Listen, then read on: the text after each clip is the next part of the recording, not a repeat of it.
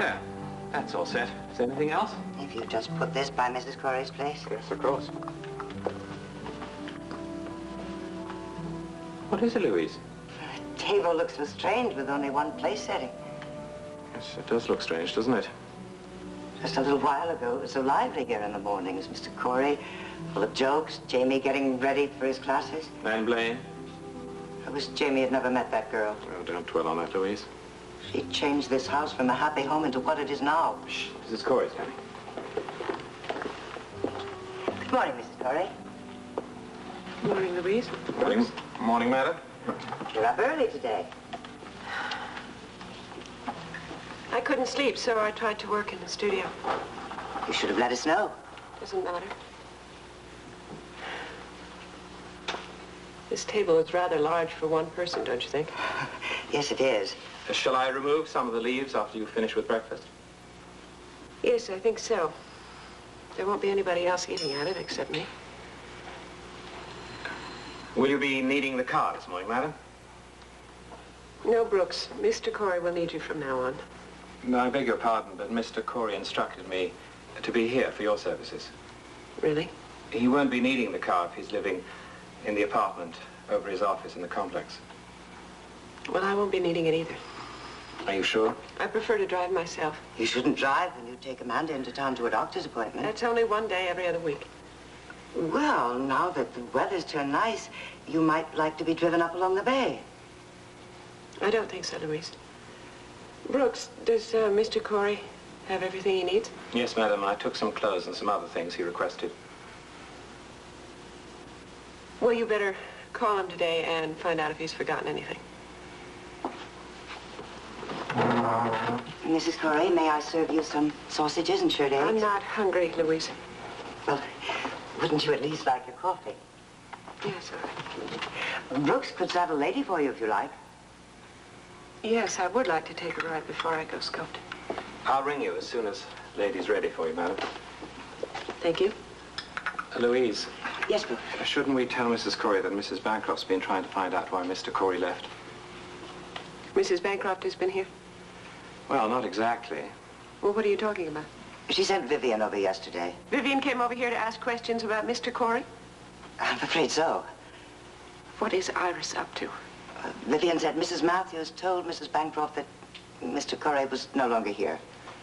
How did Mrs. Matthews know that? I assume she heard it at the complex. It's not like Mr. Corey to tell people things like that. The night watchman helped me carry some bags up to Mr. Corey's apartment over the office. Well, there's no help for it. Word is bound to get out now that Liz Matthews knows. We thought it best simply to confirm what Mrs. Matthews already told Mrs. Bancroft. It's all right, Louisa. I just hope Iris doesn't become involved in all this. Well, Vivian said Mrs. Bancroft wants to help you and Mr. Corey resolve your differences. Iris always says that. But you and I both know that her intentions are less than generous. I'm gonna go upstairs and change for my ride. Perhaps we shouldn't have told her. I think it's best she knows that Mrs. Bancroft's aware of what's going on here. She's upset enough as it is. We must make things easier for her, then. Oh, I'll do that, Brooks. Well, here we are. You take it all. And now for the tablecloth. What are you doing? I'm going to remove the leaves from this table. But Mrs. Corey expects you to saddle up lady. I can do that afterwards. There's no reason why Mrs. Corey should have a constant reminder that her son and her husband no longer share her meals with her.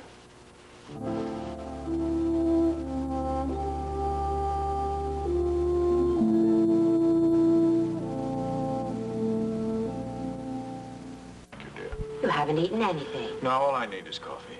But Mac... Iris, Mac knows whether he wants to eat or not. Sorry. No. It's all right, dear. I am grateful that you asked me up for breakfast. We're delighted you could join us. I don't really like starting out the day alone. Well, then why don't we do this every day? No. I'd bore you to death. Never. I bore myself. I'm bound to bore others. Brian and I will keep you from boring yourself, won't we, darling? We'll do our best. Oh, I've got to get going to the complex. I hope you're not overdoing it now that you've left Rachel. Well, I keep busy. Now, darling, thank you very much for asking me up for breakfast. Yes, why don't you stop by for a drink after work? No, it might be very late. Oh, you are overdoing it, Mac. Just helps me keep my mind off things, you know? Well, I'll see who that is. Good morning, Ted. Hi, Dad. You leaving for the office already? Not quite yet. Come on in. Thanks. Hello, Iris. Good morning, Ted. Mac, how are you? I'm all right, Ted. I thought I saw you down in the lobby last night. Yes, Mac has taken a suite below ours. Oh, really? So you'll be seeing more of him. Well, I don't understand. Well, I've moved out of the house temporarily, I hope, Ted. Oh, I'm sorry. Well, Ted, how are you progressing with your apartment? Well, we went through all that yesterday, Iris. We did? We exhausted the subject as far as I'm concerned. Oh, dear. I'm just so upset by Mac's unhappy news. I wasn't thinking. Mac, is Brooks stopping by to drive you to the complex? No, I'm not using the car. Why not? Well, Rachel needs it more than I do. I don't see why. Well, I'm not going anywhere in particular. Is Rachel? Well, she has to take Amanda to the pediatrician and over to visits with Ada. Oh, yes, of course. Well, I don't really have any use for the car. You have to get to and from the complex every day. Oh, it's not difficult to get a taxi. Well, it's really none of my concern. That's right, dear. Mac, you were going to speak to Rachel about regular visits to Amanda. Now, don't put it off. No, I'm not apt to forget that. Oh, you will, if you bury yourself in your work. Iris, please. Oh, dear, am I nagging? No, dear, it's all right. Rachel and I will probably discuss it this afternoon. You seeing her today? Well, when I spend my usual time with Amanda. You just said you were going to work late. Well, I just changed my mind. I must be going. I have to go, too. Ted, it was very nice to see you again. My pleasure, Mac. We didn't get to talk much, I'm afraid. Well, it's difficult sometimes with Iris present. Oh, thank you very much, Ted. I'm just teasing you. Well, I don't like being teased. Sorry.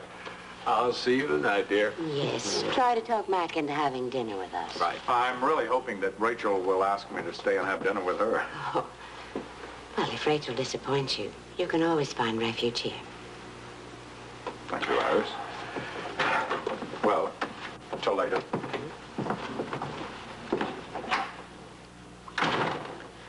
Well, would you like some coffee?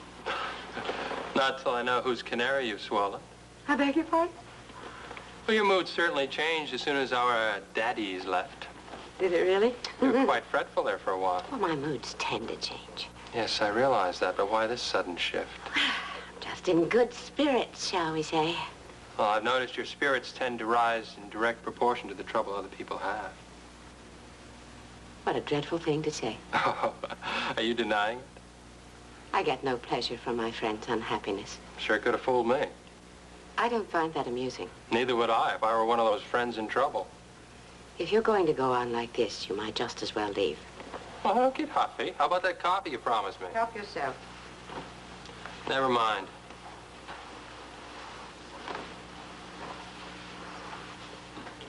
Staring at me as usual. Okay, why have Mac and Rachel split up? I'm not sure. You must have some idea. I have a number of ideas, but that doesn't mean they're accurate. Come on, Iris. You know more about this than you let on. Why do you assume that? I know you too well, that's why. Out with it. Well, all right. I think Mac and Rachel have quarreled because of the way Rachel treated Jamie's wife. Ah, yes, little Blaine. Little Blaine was a troublemaker. So you said. And she brought out the worst in Rachel. How do you mean? Well, Rachel has a habit of working behind people's backs to get what she wants. You're saying that she wanted to get rid of Blaine? Of course she did. Why? Because Blaine was married to her precious son. Well, that sounds more like you than it does like Rachel. Oh, really? I withdraw the comment. I'm not telling you anything if you continue to disparage me. Well, then I'll make a few assumptions based on what you've already told me. Go ahead. You're saying Rachel's responsible for Blaine's leaving Bay City? Yes. But she didn't expect Jamie to leave, too. Oh, now I get it. Mm-hmm. Her little scheme backfired, as such schemes usually do. What scheme, Iris? Well, I don't know the details, of course. Well, then you're making an assumption. Yes, as I said, I have no way of knowing if I'm right or not. I don't believe you. I can't help that. I want the complete story, Iris. You'll have to wait until I'm ready to tell it. I'm not very patient about such things. Why do you care? It'll help while away my idle hours, shall we say. You'll have to while away your idle hours with someone else. Are you throwing me out? That's right. Have to change to go out and do some errands. Well, I'll have some toast and coffee while you're changing. The toast is stone cold. Vivian can make some more. Vivian's not here. Oh, where is she? She's also out doing errands. Well, I'll make my own toast. No, you won't. I'm perfectly capable of handling a toaster. I'm sure you are. But I don't want you lurking around out here by yourself. Afraid I'll go through your letters and discover all your little secrets? Stop it, Ted. Just leave gracefully. Best I can do. Goodbye, Mommy. We'll talk about this again.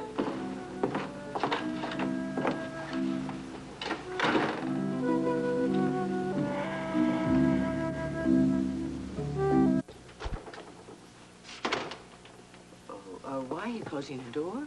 I don't want anyone to hear what I'm going to tell you. Oh, is something wrong? Sit down, Liz. Please.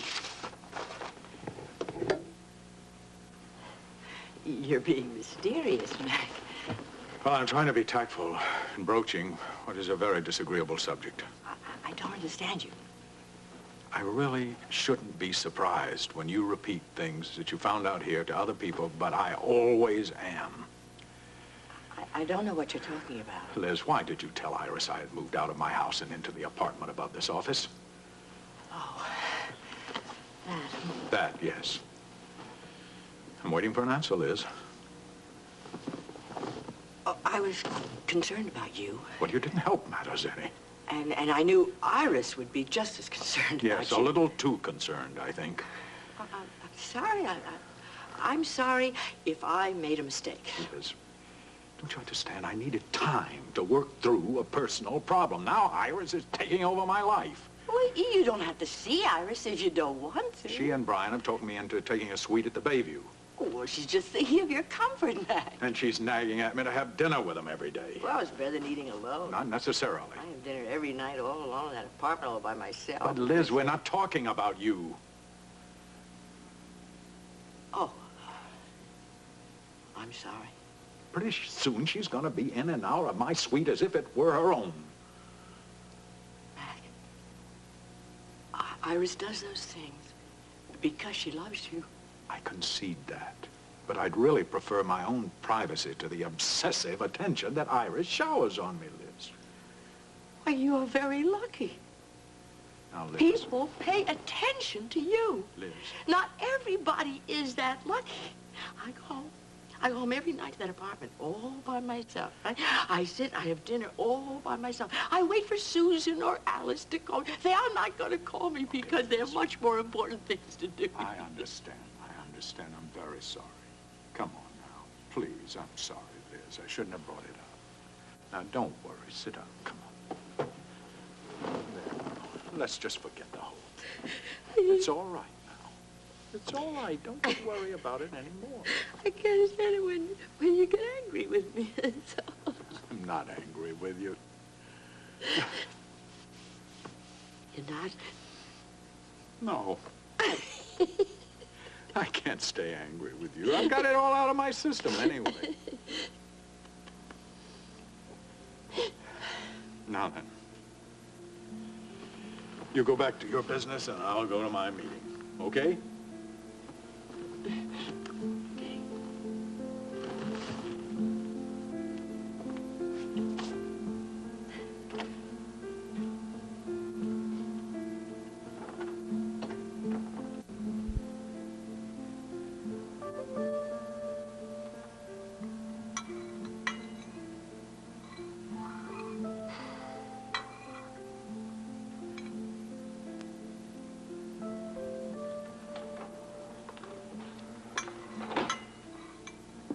Louise, I told you not to bother to make anything else for me. These are in case you change your mind. Well, you and Brooks are going to have to eat them for lunch then. You've had lunch. Why not try one? Maybe later. I'm not home to anyone except Mom, all right? Yes, Mrs. Corey.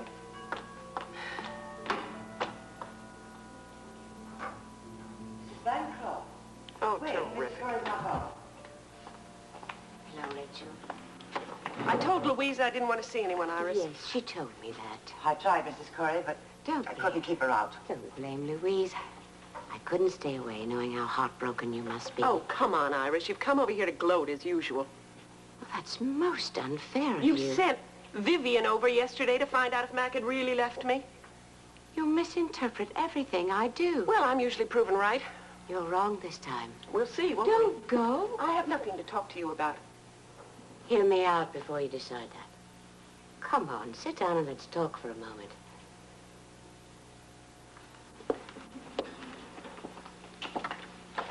All right, speak your piece, Iris. I'm truly sorry that you and Mac have seen fit to go your separate ways. Are you? I'd like to help bring you back together. Why? To make up for all the years of having caused problems between you. Mac's very disheartened by this situation, Rachel. He doesn't want to live apart from you any more than you want to live apart from him. So we have to find some way to bring you back together. Well, that's not going to be very easy. Brian and I will do everything we can to help. I'm sure Brian will. But you're not so sure about me. Yes, that's right. Louise, may I speak to Mrs. Bancroft alone, please? Of course. All right, Iris, let's level with each other. What do you mean? I've suspected for some time that you suggested Buzz make sure I pay off Blaine. Rachel, And I'm going to find Blaine and get to the bottom of this. you have no right to assume I would do such an outrageous thing. You've done worse. I shouldn't have come here. I'm not through yet. Oh, you have worse things to accuse me of. Sylvie told us that Buzz tried to blackmail you. I don't deny that. He wouldn't have tried that unless he had something he could use against you. Oh, Rachel, he was reaching out for anything that could provide him with money. He already had $250,000 from me. What? Oh, come on, Iris. Don't pretend you don't know anything about that. You're so distraught you don't know what you're saying. I know perfectly well what I'm saying, and so do you. You better be clear of any part in this, Oh, what? or you're going to have to deal with me. And I'll fight you on your terms.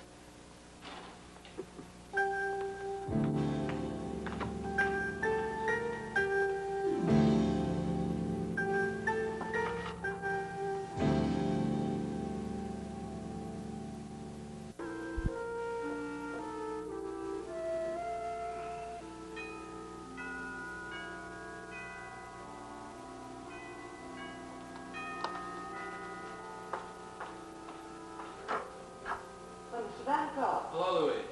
I didn't notice you were back in Bay City. Yes, I decided I'd seen enough of the world, and or vice versa. I hope you enjoy your stay this time.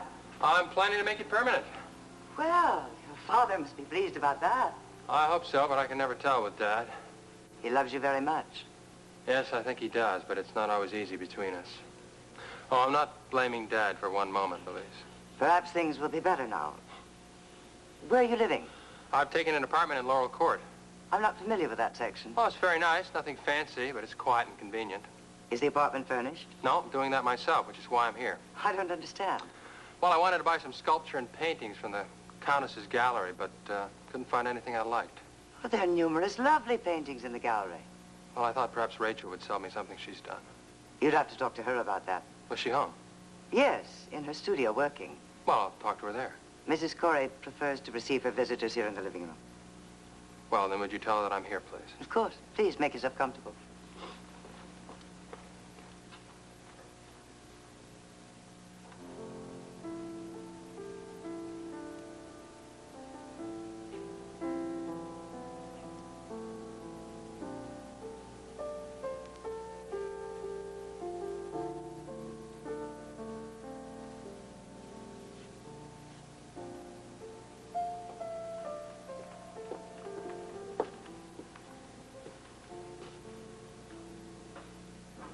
Ted?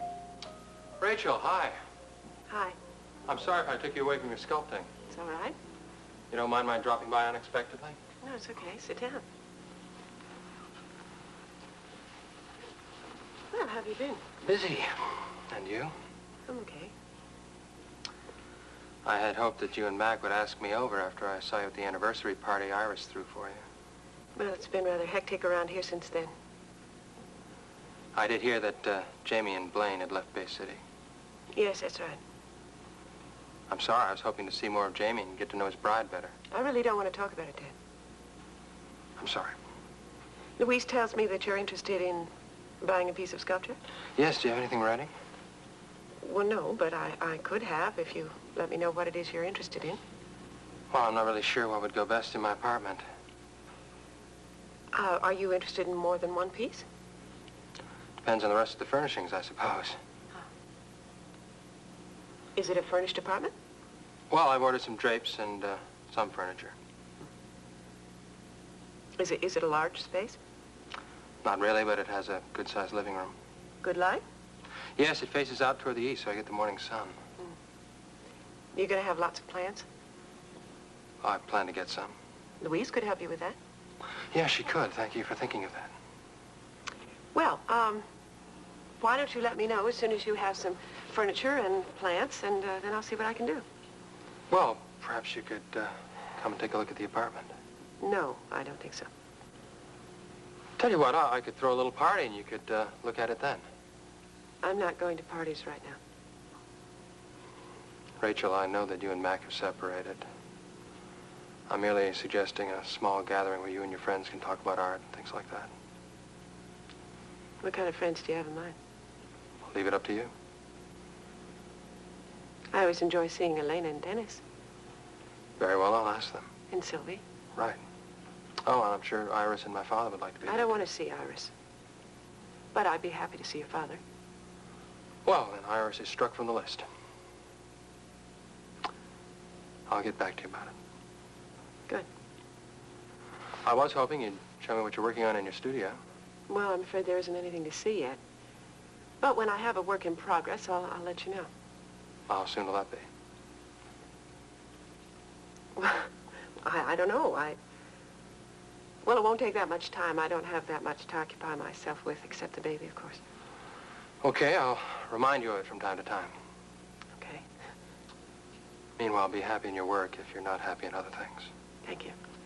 Oh, you don't need to show me out. I'll talk to you soon. Thank you.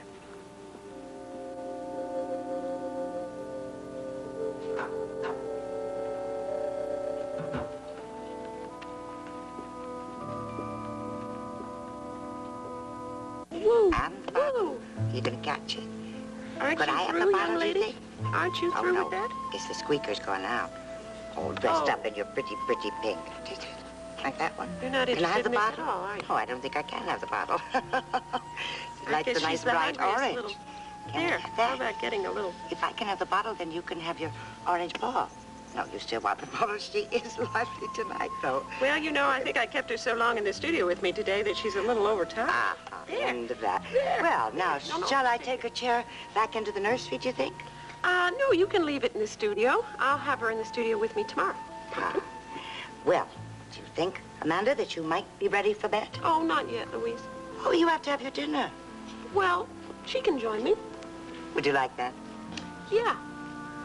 Yeah, I Right. don't want to put her in the nursery all by herself. Not yet. Come Why here. don't I bring down a Girl. quilt from the nursery, and the two of you can sit together in front of the fire? Oh, that's a good idea, isn't it? Isn't that a good idea? Yes. Yeah. Yes. That's a good one. Let's eat our dinner together. Two ladies. Oh, Look, do you know about your squeaky dog that lost the squeak? Did you eat that squeak right out? Good evening, Louise. May I go in? oh yes, please, of course. Thank you. What are you Rachel. doing here?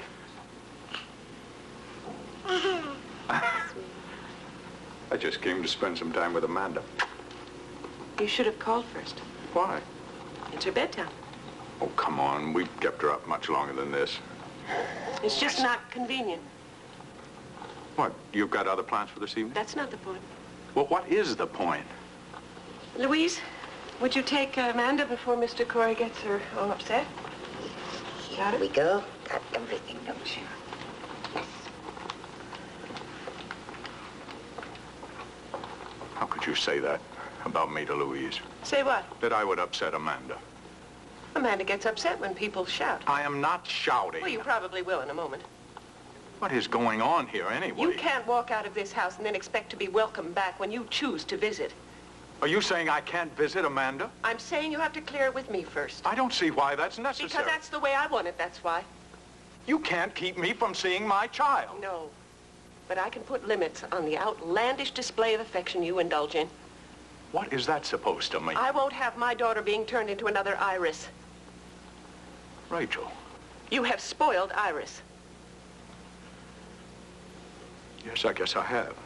And you're starting to do the same thing to Amanda. Oh, come on, And if I Rachel. let that go on, we're going to have another Iris on our hands when that child grows up. You're hitting pretty low, you know. Well, that's the way I see it. Well, it's just possible that you see it wrong. Oh, is it? You're using Amanda to punish me. No. I'm merely restricting the time you spend with her. You've got no right to do that, You Rachel. had no right to drive my son away from me. You did that yourself. No, you did it for me when you told him that I was trying to break up his marriage. I told him the truth. The truth is I was trying to save him from a girl who was going to make him miserable. Well, you may not be the best judge of that. Oh, well, suppose you explain that remark. Well, it's common knowledge you made your husbands miserable. Including you? Yes, including me. Well, you certainly have a strange way of showing it. But I'm sure you will find comfort elsewhere. You can bet on that. As you usually do. Yes, one night because you drove me to it. Oh, now I'm being blamed for your failures? Well, you've been blaming me for yours. Why don't you go back to your precious Iris? What did you say? You heard me. What do you mean? Ask Iris. She knows. And she's been waiting for years to explain to you that you've made a mistake in marrying me. Nobody could convince me of that but you, as you are very effectively doing right now. I just cannot believe it. You've really become the woman everybody warned me not to marry. Well, you know, I really don't care what you think about me. Because I'm sick and tired of being a submissive wife. Submissive? Yes, submissive and loving to a self-indulgent aging playboy. Oh! No, you ain't seen nothing yet, baby. Playboy! Right!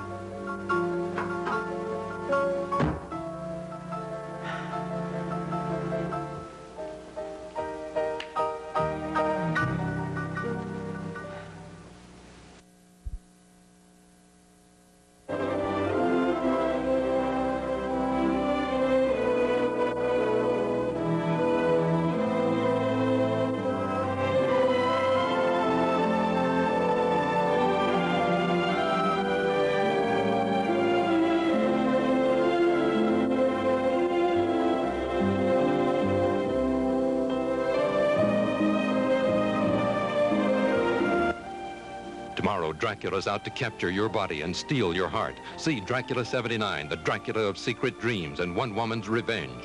Then BJ attempts a death-defying leap on a superpowered cycle on BJ and the Bear. And be sure to watch the Rockford Files. Jim must protect a prostitute charged with murder from the real killers. Tomorrow on NBC.